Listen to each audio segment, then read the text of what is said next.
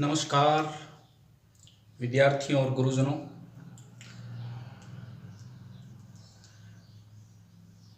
इससे पहले हम लोग आइसोमेरिज्म के 4 पार्ट पढ़ चुके हैं।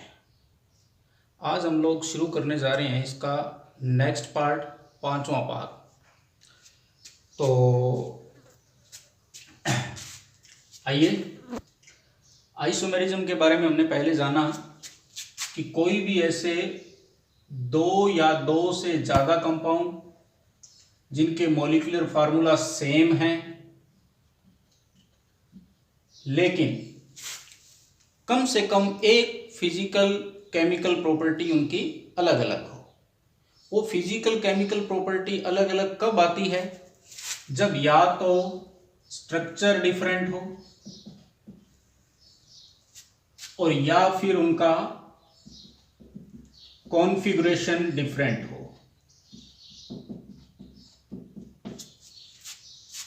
या तो उनकी संरचना भिन्न भिन्न हो, स्ट्रक्चर डिफरेंट हो दोनों कंपाउंड्स की, और या उनका स्पेशियल अरेंजमेंट यानी कॉन्फ़िगरेशन अलग अलग आए। अगर स्ट्रक्चर डिफरेंट है तो उसको बोल देंगे कि इनमें स्ट्रक्चरल आइसोमेरिज्म है, संरचनात्मक समावेशिता है। और कॉन्फ़िगरेशन डिफरेंट है तो उसको स्टीरियो आइसोमेरिज्म बोल देंगे। स्टीरियो हम बाद में पढ़ेंगे। स्ट्रक्चरल का कैसे पता लगाते थे कि स्ट्रक्चर डिफरेंट है? हम IUPAC नाम लिखते थे। उन दोनों कंपाउंड्स का IUPAC नाम लिखते थे, और IUPAC नाम अगर अलग अलग आ रहा है इसका मतलब स्ट्रक्चर तो अलग अलग है। IUPAC नाम सेम आ रहा है लेकिन प्रॉपर्टी अलग अलग है, भौतिक और रासायनिक गुण अलग अलग है, इसका मतलब वो स्टीरियो है। जरूर उसमें कहीं ना कहीं विन्यास अलग अलग है। तो अब तक हम लोग ये 3 आइसोमेरिज्म पढ़ चुके थे। आज हम शुरू करने जा रहे हैं फंक्शनल आइसोमेरिज्म। तो थोड़ा सा बता दें, चेन आइसोमेरिज्म में क्या फर्क था? जो मेन चेन थी, मेन चेन या साइड चेन, ये दोनों कंपाउंड्स की डिफरेंट आएगी। दोनों कंपाउंड्स की अलग अलग आएगी मुख्य श्रृंखला। अगर मुख्य समान है तो साइड श्रृंखला जरूर अलग अलग है। इसमें हमने पढ़ा था कि पोजीशन अलग अलग आएगी। किस किस की पोजीशन? फंक्शनल ग्रुप की पोजीशन या मल्टीपल बॉन्ड्स की पोजीशन, डबल बॉन्ड या ट्रिपल बॉन्ड की पोजीशन अलग अलग होगी। एक कंपाउंड में किसी पोजीशन पे लगा है और दूसरे कंपाउंड में किसी अन्य पोजीशन पे लगा है। या फिर सब्स्टिट्यूट यानी प्रतिस्थापी की पोजीशन अलग होगी। ये पढ़ चुके हैं हम लोग इनके एग्जाम्पल। रिंग चेन में हमने पढ़ा कि एक कंपाउंड तो कैसा होगा? साइक्लिक, और दूसरा कैसा होगा?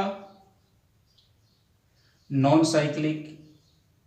एक साइक्लिक होगा और दूसरा नॉन साइक्लिक होगा। तो उनमें रिंग चेन आइसोमेरिज्म होती है। अब शुरू कर रहे हैं हम लोग 4th फंक्शनल आइसोमेरिज्म। इसे बताने से पहले मैं एक चीज बता दूं कि नेक्स्ट टॉपिक हम ये पढ़ने वाले हैं, ये जो है टोटोमेरिज्म, ये जो टॉपिक है टोटो आइसोमेरिज्म यानी चला व्यवता, हिंदी में मैं लिख देता हूं चला व्यवता। ये हम लोग अभी नहीं पढ़ेंगे। जब हमारा GOC कंप्लीट हो जाएगा यानी I इफेक्ट, R इफेक्ट या M effect, hyper conjugation H effect, ये तीनों इफेक्ट्स, ये तीनों प्रभाव जब हम पढ़ चुके होंगे तभी ये आसानी से समझ पाएंगे। इनके बिना इसे समझ पाना मुश्किल रहेगा। हकीकत तो ये है, इनके बिना ऑर्गेनिक की रिएक्शन समझ ही नहीं सकते, लेकिन चल जाता है काम, चला रहे हैं। अब बात करें फंक्शनल आइसोमेरिज्म। अब गौर से सुनना, उनमें और इनमें थोड़ा सा फर्क आ रहा है। फंक्शनल ग्रुप ही डिफरेंट हो जाएगा, फंक्शनल ग्रुप ही डिफरेंट हो जाएगा, यानी क्रियात्मक समूह ही अलग अलग होगा दोनों कंपाउंड्स में। कंडीशनें वही हैं कि दो या दो से ज्यादा कंपाउंड होने चाहिए, उन दोनों कंपाउंड्स का मॉलिक्यूलर फार्मूला सेम आना चाहिए, लेकिन उनमें फंक्शनल ग्रुप ही क्या हो जाए, अलग अलग हो जाए। फंक्शनल ग्रुप ही अलग अलग हो जाए तो वो क्या है, फंक्शनल आइसोमेरिज्म। क्रियात्मक समूह ही भिन्न भिन्न है दोनों कंपाउंड के, तो उनमें क्रियात्मक समावयवता है। अब देखो यहां थोड़ा सा कंफ्यूज करने वाली बात सी आ रही है। यहां भी फंक्शनल ग्रुप बात कर रहा है और यहां भी फंक्शनल ग्रुप की बात कर रहा है। इस फंक्शनल ग्रुप की तो पोजीशन अलग अलग होगी। इस फंक्शनल ग्रुप की पोजीशन अलग अलग होगी। फंक्शनल ग्रुप नहीं बदलेगा, फंक्शनल ग्रुप की पोजीशन, यहां ध्यान दें, फंक्शनल ग्रुप की पोजीशन अलग अलग होगी। यहां फंक्शनल ग्रुप दोनों कंपाउंड्स में एक जैसा ही है, लेकिन उनकी पोजीशन अलग अलग है। एक कंपाउंड में तो मान लो 2 नंबर कार्बन पे है, दूसरे में हो सकता है 3 पे हो। पोजीशन बदली है, ग्रुप नहीं बदला। इसमें ग्रुप ही बदल जाएगा, ग्रुप ही अलग हो जाएगा। अब आप कहोगे सर एग्जाम्पल से बताओ, ऐसे समझ में नहीं आ रहा। तो एक एग्जाम्पल ले लेते हैं हम लोग। देखो एक एग्जाम्पल ले लेते हैं। ये माना कोई एक एल्कोहल है, CH3 CH2 CH2OH। ये एक एल्कोहल है अपने पास।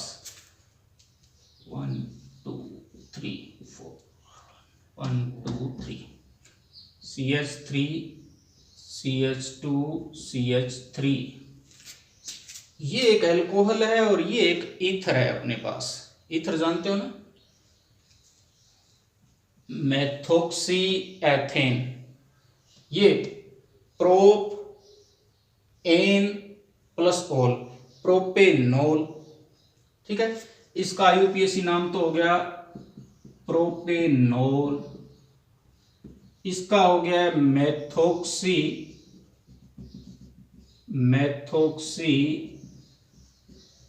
एथेन। चलो अब चेक करें सबसे पहले कि क्या 2 कंपाउंड है।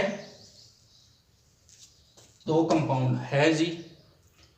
अब इनके मॉलिक्यूलर फार्मूला सेम आ रहे हैं, तो 1 2 3 कार्बन एल्कोहल के पास, 3 2 5 और 2 7 और 1 8 हाइड्रोजन और 1 ऑक्सीजन।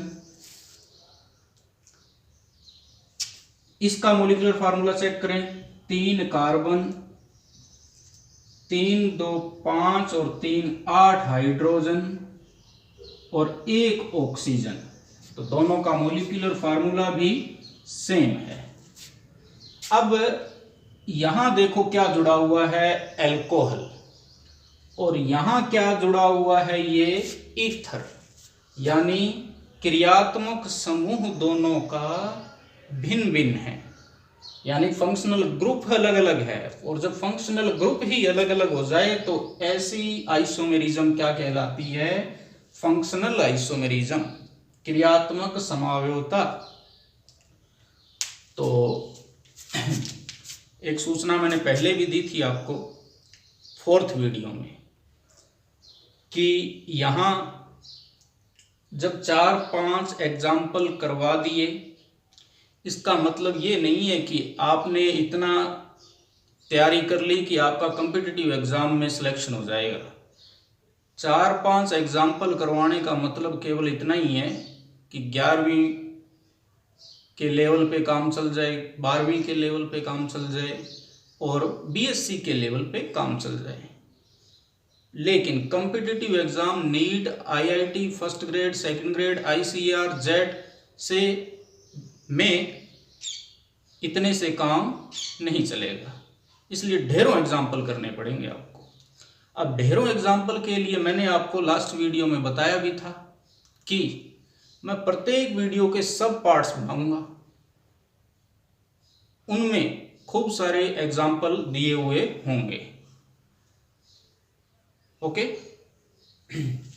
तो अभी इसे कंप्लीट करें 3-4 एग्जाम्पल करके, एक आध क्वेश्चन करके। आइए देखें कुछ एक एग्जाम्पल। देखो, माना ये एक एग्जाम्पल दिया हुआ है, ये समूह है एल्डिहाइड और ये फंक्शनल ग्रुप होता है कीटोन। इसमें एल्डिहाइड है और इसमें कीटोन है, तो ऐसे लग रहा है कि फंक्शनल ग्रुप बदल गए तो फंक्शनल आइसोमेरिज्म हो, तो सीधा फंक्शनल आइसोमेरिज्म नहीं क्या बोल देना है, पहले सारी कंडीशनें चेक कर लें, विशेषकर मॉलिक्यूलर फार्मूला। तो 2 कंपाउंड है, बिल्कुल है। मॉलिक्यूलर फार्मूला चेक करें, 1 2 3 कार्बन, 3 2 5 और 1 6 हाइड्रोजन और 1 ऑक्सीजन। 1 2 3 कार्बन, 3 और 3 6 हाइड्रोजन और 1 ऑक्सीजन। मॉलिक्यूलर फार्मूला सेम है, 2 कंपाउंड है और फंक्शनल ग्रुप अलग अलग है दोनों में। एक में है एल्डिहाइड और दूसरे में है कीटोन, यानी इनमें फंक्शनल आइसोमेरिज्म है। नेक्स्ट एग्जांपल, ये होता है कार्बोक्सिलिक अम्ल और ये ग्रुप होता है COO, ये होता है एस्टर। तो 2 कंपाउंड है, बिल्कुल है। मॉलिक्यूलर फार्मूला चेक करें, 3 कार्बन, 3 2 5 और 1 6 हाइड्रोजन और 2 ऑक्सीजन। 1 2 3 कार्बन, 3 और 3 6 हाइड्रोजन और 2 ऑक्सीजन, यानी मॉलिक्यूलर फार्मूला सेम है, फंक्शनल ग्रुप अलग अलग है। फंक्शनल ग्रुप अलग अलग होने की वजह से फंक्शनल आइसोमेरिज्म। थर्ड, ये होता है साइनाइड और ये होता है आइसोसाइनाइड। ये समूह साइनाइड, ये आइसोसाइनाइड। IUPAC नाम आप थोड़ा पढ़ लें, नहीं तो मैं जब करवाऊंगा तब आप ढंग से कर लेना, एक बार कहीं से भी एक बार देख लें। IUPAC नाम के बिना आइसोमेरिज्म पकड़ नहीं पाओगे आप।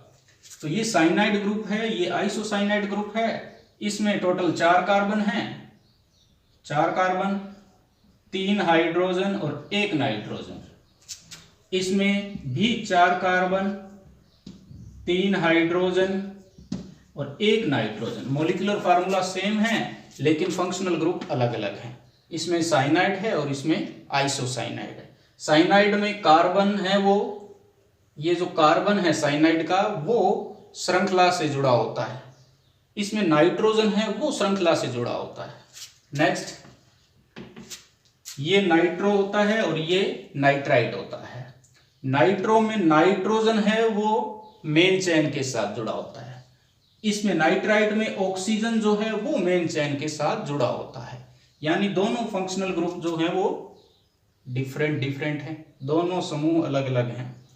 पहले फंक्शनल ग्रुप को देखते ही हमने FI नहीं लिखना है, पहले हम चेक कर लें कार्बनों की संख्या। मॉलिक्यूलर फार्मूला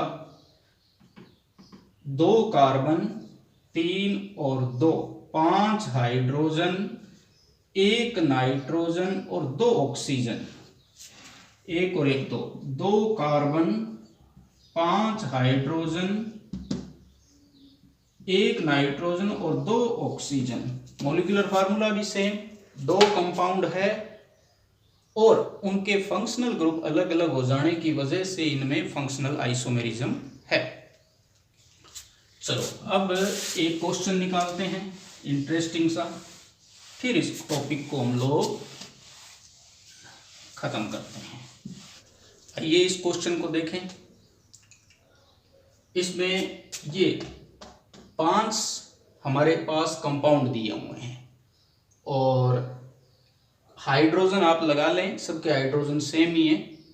बस हमें ये चेक करना है कि इनमें आपस में कौन किसके साथ कैसी आइसोमेरिज्म शो करता है, कैसी समावयवता दिखाता है। जैसे फर्स्ट और सेकंड में हम कंपेयर करें, फर्स्ट और सेकंड में, इसमें मेन चेन में 4 कार्बन, इसमें भी मेन चेन में 4 कार्बन, लेकिन यहां 1 नंबर पर OH जुड़ा हुआ है, इसमें 2 नंबर पे OH जुड़ा हुआ है, यानी OH की पोजीशन है वो बदल गई। तो पोजीशन बदलने से ये Pi हो गया। चलो अब 1 को 3 के साथ कंपेयर करें, 1 और 3 में देखें, इसमें मेन चेन 4 कार्बन की, इसमें 3 कार्बन की, मेन चेन बदल गई है। तो 4 कार्बन की मेन चेन, 3 कार्बन की मेन चेन, तो ये चेन आइसोमर हो गया Ci। 1 को 4 से कंपेयर करें,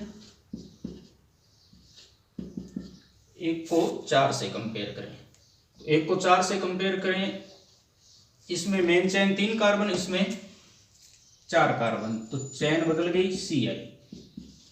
1 को 5 से कंपेयर करें, अब यहां देखो बढ़िया सी चीज आने वाली, बढ़िया सी, ये देखो, ये मेन चेन, ये मेथॉक्सी ग्रुप। अब यहां मेन चेन में 4 कार्बन और इधर मेन चेन में 3 कार्बन। अब यहां एल्कोहल ग्रुप है, यहां ईथर है, क्या है, ईथर। तो अब चेन आइसोमर भी है, चेन आइसोमर भी है और साथ में फंक्शनल आइसोमर भी है, दोनों ही है। तो फिर ज्यादा प्रायोरिटी किसको देनी है, देखो Ci भी है, Fi भी है, तो ज्यादा प्रायोरिटी किसको देनी है, यहां प्रायोरिटी देनी है आपने फंक्शनल आइसोमेरिज्म को, इसको नहीं देनी है, ये Fi माने जाएंगे। तो मैं एक सीक्वेंस आपको लिखवा दूंगा जिसमें जब एक से अधिक आइसोमर लगे, हमें कंफ्यूज हो रहे हो, तो किसको मानना है, किसको प्रायिकता देनी है, वो एक छोटा सा ट्रिक मैं लिखवा दूंगा, उसको ध्यान देना आप। अभी पहले कंपेयर कर लेंगे बाकियों में। चलो 1 और 5 के बीच में हो गया। अब 2 और 3 में लेते हैं, 2 और 3, इसमें 4 कार्बन, इसमें 3 कार्बन, मेन चेन में Ci हो गया। 2 और 4 में ले लें, 2 और 4, 4 कार्बन 3 कार्बन, मेन चेन अलग अलग हो गई, छोटी बड़ी, Ci हो गया। 2 और 5 में ले लें, 2 और 5 वही चीज आ गई, Ci भी लग रहा है और Fi भी, तो क्या बनोगे, Fi। और देखें 3 और 4 में ले लेते हैं, 3 और 4, इसमें भी 3 कार्बन है मेन चेन में, इसमें भी 3 कार्बन, लेकिन इसमें जो फंक्शनल ग्रुप है वो 1 नंबर पे है और इसमें 2 नंबर पे। फंक्शनल ग्रुप की पोजीशन बदली है, यानी Pi हो गया। चलो 3 और 5 में, 3 और 5 में, अब यहां देखो, यहां क्या, इसमें एल्कोहली ग्रुप है, इसमें ईथर है, तो ये क्या माना जाएगा, फंक्शनल आइसोमर माना जाएगा। अब लास्ट 4th और 5th में,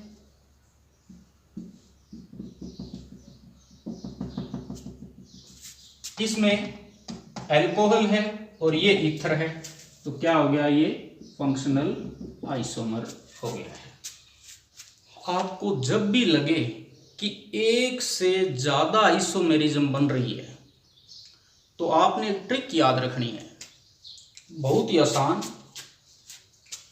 बस ये याद कर लें, राजू तेरे फोन में कितने पैसे हैं। राजू तेरे फोन में कितने पैसे हैं, फोन में पैसे का मतलब है कि मोबाइल में बैलेंस रिचार्ज है या नहीं है, उसका मतलब है। ठीक है, तो हम लोग छोटे कस्बों के लोग, सामान्य भाषा बोलने वाले, यही पूछते हैं कि फ़ोन में पैसे पड़े हैं क्या, कॉल करनी है, फ़ोन में पैसे हैं क्या। तो ये ट्रिक है, राजू तेरे फ़ोन में कितने पैसे हैं। आर से राजू, टी से तेरे, एफ से फोन, एम से में, सी कितने, पी से पैसे। आर से राजू, टी से तेरे, एफ से फोन, एम से में, सी से कितने, पी से पैसे, ये छोड़ दो। ठीक है, राजू तेरे फोन में कितने पैसे हैं, यानी आरसीआई को सबसे अधिक प्रायिकता देनी है, टोटोमेरिज्म को उसके बाद, फंक्शनल आइसोमेरिज्म को उसके बाद, मेटामर आइसोमर को उसके बाद, सीआई को उसके बाद और पीआई को सबसे लास्ट में। ये प्रायोरिटी ऑर्डर रहेगा हमारा, प्रायोरिटी ऑर्डर, प्रायिकता क्रम यही रहेगा, प्रायिकता क्रम। यानी आपको ऐसे लगे कभी कि एफआई भी है और आरसीआई भी है, तो आपने उसको क्या मानना है, आरसीआई मानना है। आपको ऐसा लगा पीआई भी है, सीआई भी है, तो आपने उसमें क्या मानना है, सीआई मानना है। इसीलिए मैंने कहा 4-5 एग्जाम्पल से टॉपिक खत्म नहीं होगा, तो आपको बहुत सारे एग्जाम्पल करने पड़ेंगे, तब जाके आपके सारे डाउट्स हैं वो क्लियर होंगे।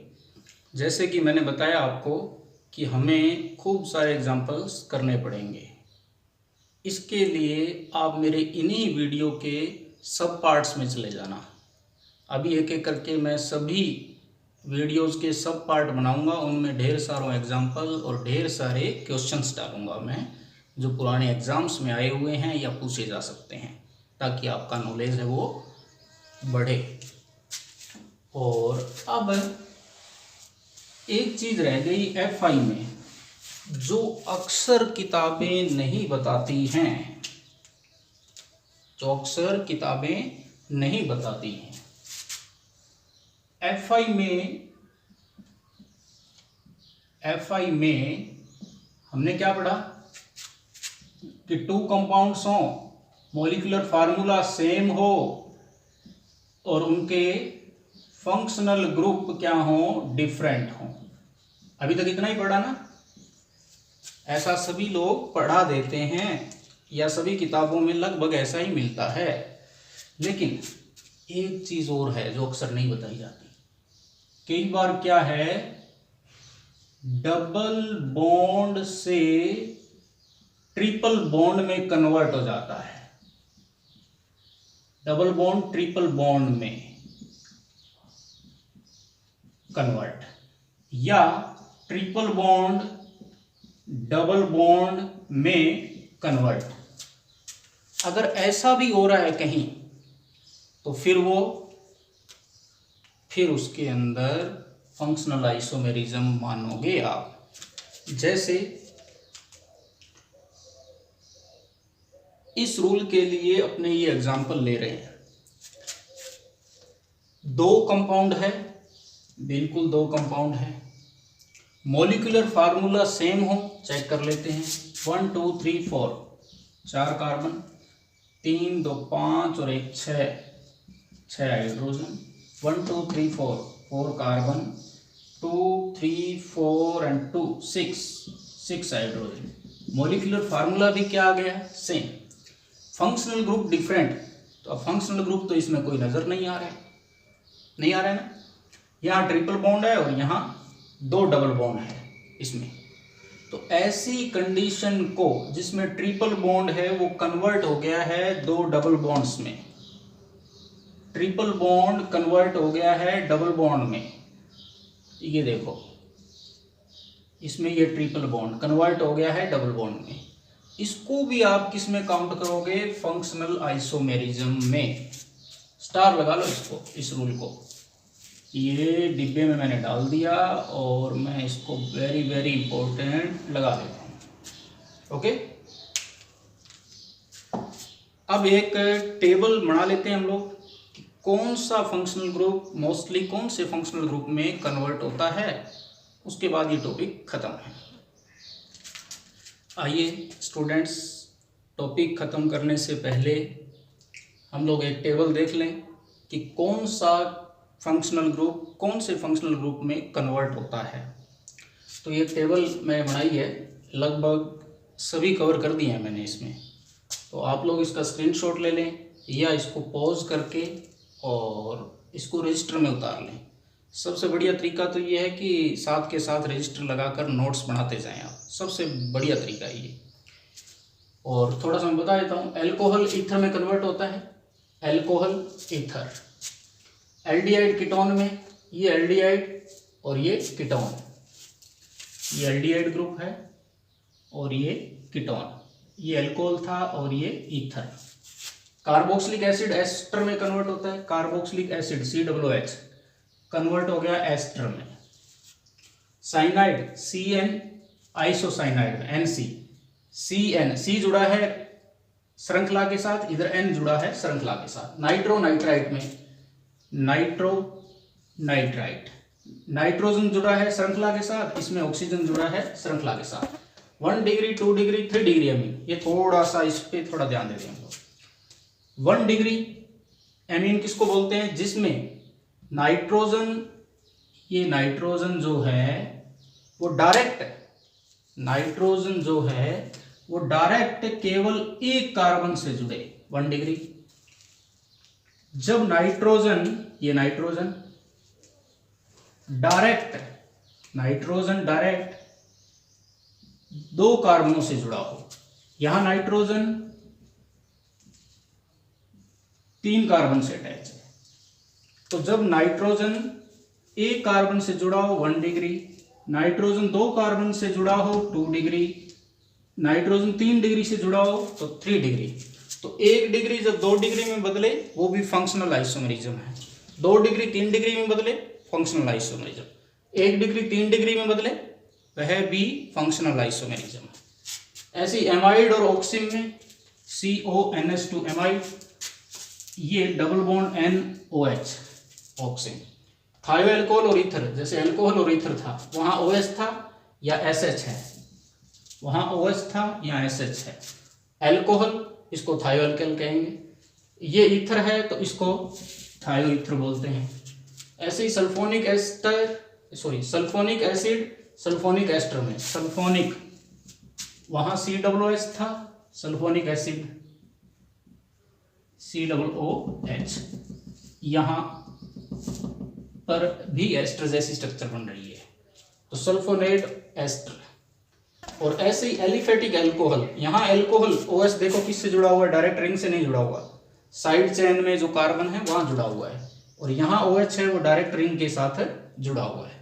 तो ये एक टेबल है कि एक क्रियात्मक समूह दूसरे क्रियात्मक समूह में कैसे बदलता है।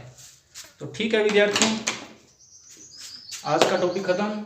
इसके ऊपर क्वेश्चन और एग्जाम्पल जिसका मन करे कि मुझे करने हैं, केवल BSc नहीं करनी है, एग्जाम फाइट करना है कॉम्पिटिटिव, तो वो इसके सब पार्ट में ज़रूर जाए और वहाँ ढेरों क्वेश्चन करें, ढेरों एग्जाम्पल करें। कोई भी दिक्कत आए तो व्हाट्सएप ग्रुप सुरेंद्र सर का आपका स्वागत कर रहा है, आ जाइए।